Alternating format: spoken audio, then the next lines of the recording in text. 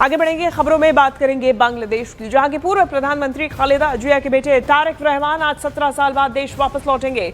Dhaka airport के पास उनका स्वागत करने के लिए उनकी पार्टी बीएनपी के 1 लाख कार्यकर्ता जुटेंगे, जबकि ढाका के बाहर एक रैली में 20 लाख समर्थकों के जुटने का दावा किया जा रहा है। तारिक रहमान गिरफ्तारी से बचने के लिए 2008 में लंदन भाग गए थे, तब से वो लंदन में ही रह रहे थे। बांग्लादेश में अगले साल 12 फरवरी को आम चुनाव होने हैं और इस चुनाव में शेख हसीना की पार्टी आवामी लीग को बांध कर दिया गया है। अब ऐसे में इसके बाद बीएनपी यानी कि बांग्लादेशी नेशनलिस्ट पार्टी चुनाव जीतने की सबसे बड़ी दावेदार मानी जा रही है। तारिक रहमान ढाका विश्वविद्यालय में छात्र नेता उस्मान हादी की कब्र पर भी जाएंगे, जिसकी हाल ही में गोली मारकर हत्या कर दी गई थी।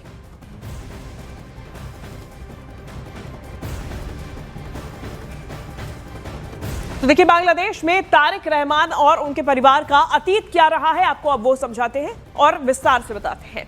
तारिक रहमान बीएनपी यानी कि बांग्लादेश नेशनलिस्ट पार्टी के संस्थापक जियाउर रहमान और अध्यक्ष खालिदा जिया के सबसे बड़े बेटे हैं। उन्हें साल 2007 में सेना समर्थित कार्यवाहक सरकार ने गिरफ्तार कर लिया था। 2008 में वो गिरफ्तारी से बचने के लिए ब्रिटेन चले गए थे और तब से वो वहीं पर रह रहे थे। खालिदा जिया 4 दशक से ज्यादा समय से बांग्लादेश की राजनीति में है। अपने पति के मर जाने के बाद में खालिदा जिया ने बीएनपी की कमान को अपने हाथ में ले लिया था।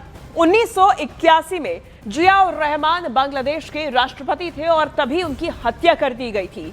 शेख हसीना जब प्रधानमंत्री थी तो खालिदा जिया जेल में थी। खालिदा जिया के बेटे तारिक रहमान को भी कई मामलों में अदालत ने दोषी ठहराया था, लेकिन मोहम्मद यूनुस की अंतरिम सरकार ने माफ कीजिएगा खालिदा और उनके बेटे को बरी कर दिया था।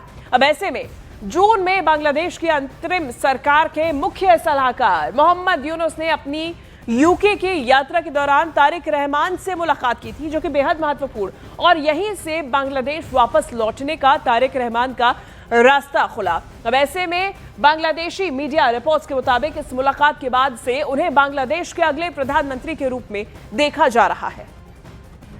और ये तस्वीरें सामने आई है लंदन के हीथ्रो एयरपोर्ट की सामने आई हैं, जहां अल सुबह, हालांकि लंदन टाइम के अनुसार वहां पे तारिक रहमान ने फ्लाइट बोर्ड की है। एयरपोर्ट की तस्वीरें सामने आई है, यानी कि लंदन से रवाना हो गए हैं। लंदन के हीथ्रो एयरपोर्ट की ये तस्वीर सामने आई। ये देखिए, तारिक रहमान अब लंदन से वापसी करेंगे। 17 साल बाद बांग्लादेश की जमीन पर अपने कदम रखने जा रहे हैं। बेहद ही महत्वपूर्ण ये निर्णय है, बेहद महत्वपूर्ण ये यात्रा है।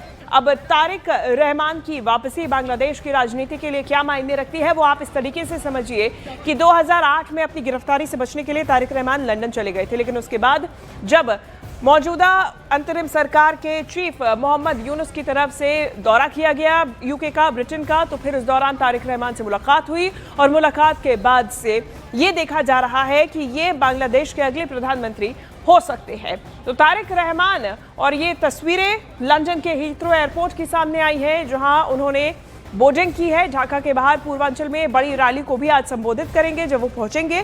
बीएनपी अध्यक्ष की बांग्लादेश वापसी से कार्यकर्ताओं में भी उत्साह है और कार्यकर्ताओं का जोश इस प्रकार से आप अंदाजा लगा सकते हैं। 1 लाख बीएनपी कार्यकर्ता उनके स्वागत के लिए एयरपोर्ट पहुंचेंगे। ढाका एयरपोर्ट पर जब लैंड किए जाएंगे तो फिर रैली का भी आयोजन किया गया है।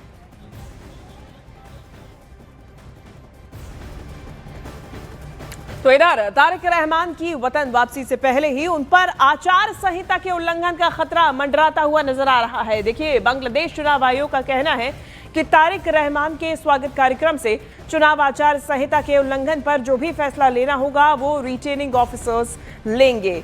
बता दें कि इस वक्त चुनाव आचार संहिता भी बांग्लादेश में लागू है और ऐसे में चुनाव आचार संहिता के दौरान कई लोग एक साथ इकट्ठा नहीं हो सकते हैं, लेकिन दूसरी तरफ बीएनपी अध्यक्ष के ढाका पहुंचने पर उनके कार्यकर्ता उनके स्वागत के लिए मौजूद रहेंगे और रैली का आयोजन भी किया जाएगा। 1 लाख से ज्यादा लोग इकट्ठा हो सकते हैं।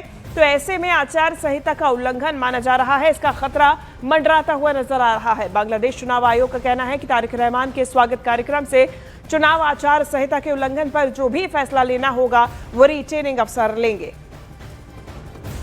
तो 2 तस्वीरें आपके सामने।